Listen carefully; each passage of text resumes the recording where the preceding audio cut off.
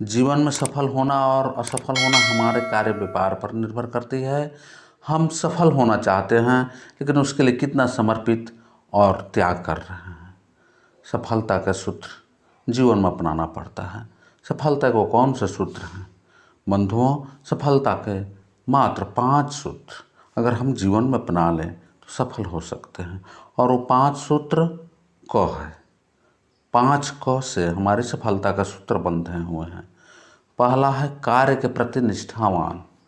हम अगर कार्य के प्रति निष्ठावान हैं, समर्पण है, तो निश्चित रूप से कार्य सफल होगा, क्योंकि वह कार्य में हमारी लगन होती है, मननशीलता होती है।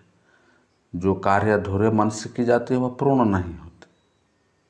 इसलिए पूर्णता के लिए उसमें लगन, समर्पण बहुत जरूरी है।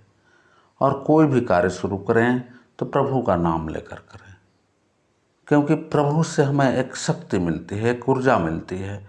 वह आंतरिक ऊर्जा होती है, वह हमारी इंटरनल एनर्जी होती है, जो हमें कार्य के प्रति आश्वस्त कर देती है और हमारी कार्य पूर्ण हो जाती है। इसमें कहीं दो राय नहीं है, क्योंकि प्रभु ने हर व्यक्ति को एक नियमित कार्य के लिए भेजा है और वही प्रेरणा मिलती है कार्य करने के लिए, जिसके लिए प्रभु हमको इस धरा भूमि पर भेजे हैं।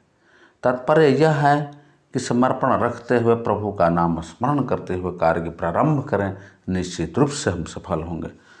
तो दूसरा हम पॉइंट की ओर चलते हैं। दूसरा है कर्म की सिद्धि और असिद्धि में समत्व की भाव। इसका तात्पर्य यह है कि कर्म हम जो भी करें उसमें हमारी सफलता असफलता दोनों हो सकती है, लेकिन कदापि ये नहीं घबराना है कि मैं असफल हो गया। असफल हो गए, पुनः प्रयास करना है, और वही असफलता पुनः हमें सफलता के सोपान पर पहुंचाती है। जीवन में से कई क्षण आते हैं जो पहली बार असफल होने के बाद दूसरी बार सफलता हम कहीं उससे अच्छे में कर लेते हैं, अच्छे से कर लेते हैं।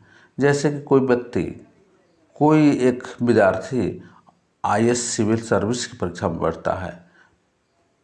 वह पहली बार में हो सकता है अच्छी रैंक ना प्राप्त करे, दूसरी बार में वह उत्कृष्ट स्थान प्राप्त कर ले, तो यह उसकी सफलता की उच्च बिंदु तक ले जाती है। भगवान श्री कृष्ण ने अर्जुन को उपदेश देते हुए गीता में जानते हैं क्या बोले? बहुत ही सुंदर एक ऋचा में अपने बातों को कहे हैं। युगस्थः कुरु कर्माणि संगम त्यक्त्वा धनंजय सिद्ध सिद्ध्यो समो भूत्वा समत्वम योग उच्यते। यानी हे धनंजय, तो आसक्ति का त्याग कर सफलता और असफलता में, यानी सिद्धि और असिद्धि में समान बुद्धि वाला होकर योग में स्थित हो और उसके अनुसार कर्म को करो, क्योंकि कर्मों में समत्व ही, यानी बराबर बराबर की भावना हो, सफल असफल दोनों में एक दृष्टिकोण हो, तो हमें दुख नहीं होती, हमें किसी चीज़ की अति हर्ष भी नहीं होती, क्योंकि हम समभाव में आ गए हैं। और यही समता क्या करती है, हमारे कार्यों को उच्च श्रेणी में ले जाती है, हमें सफल बना देती है।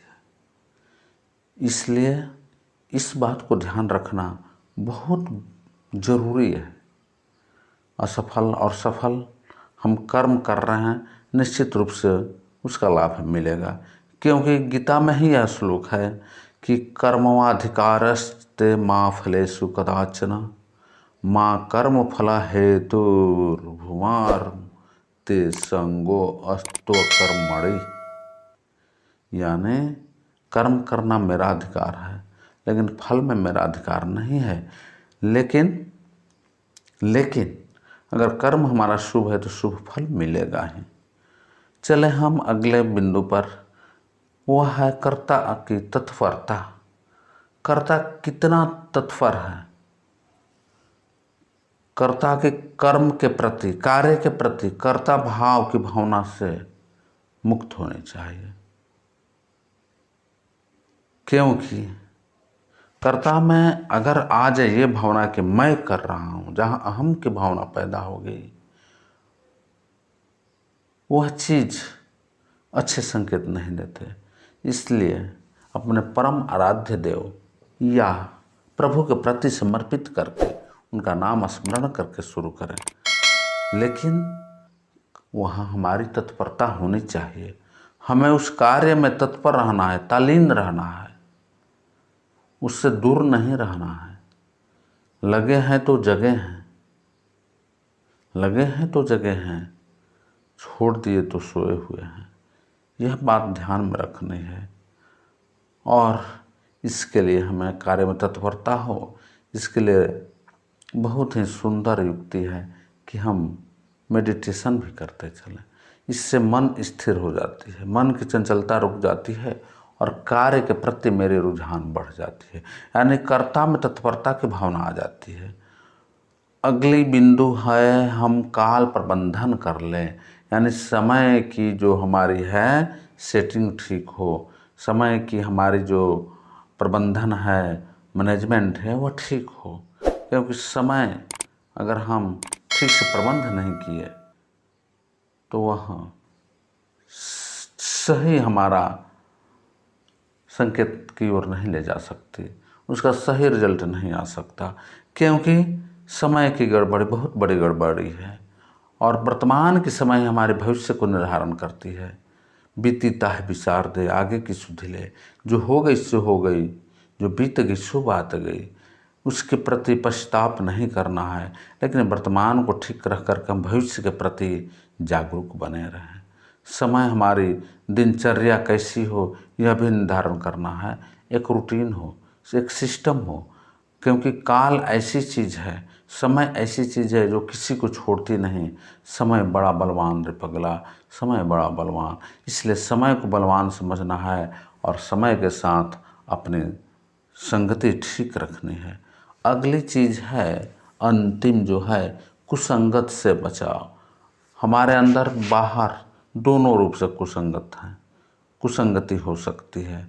जैसे कि अंदर आलस्य है, निद्रा है,